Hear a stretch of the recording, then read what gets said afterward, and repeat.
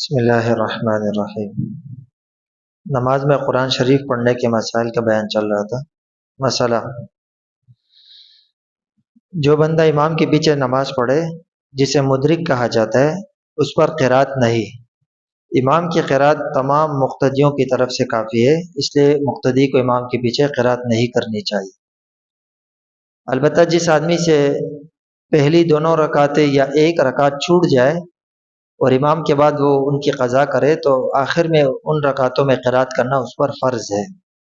خلاصہ یہ ہے کہ امام کے ہوتے ہوئے مقتدی کو قرات نہیں کرنی چاہیے، البتہ مسبوق جس کی کچھ رکعتیں رہ گئی ہو تو چونکہ ان کی رہ جانے والی رکعتوں میں کوئی امام نہیں ہوتا، اس لیے اسے ان رکعتوں میں قرات کرنی چاہیے۔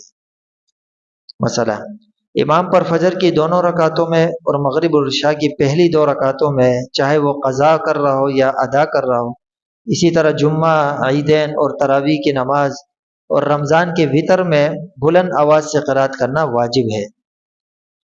جو بندہ اکیلے نماز پڑھ رہا ہو اس کو فجر کی دونوں رکعتوں میں اور مغرب اور عشاء کی پہلی دو رکعتوں میں اختیار ہے، چاہے بلند آواز سے قرات کرے یا آہستہ آواز سے۔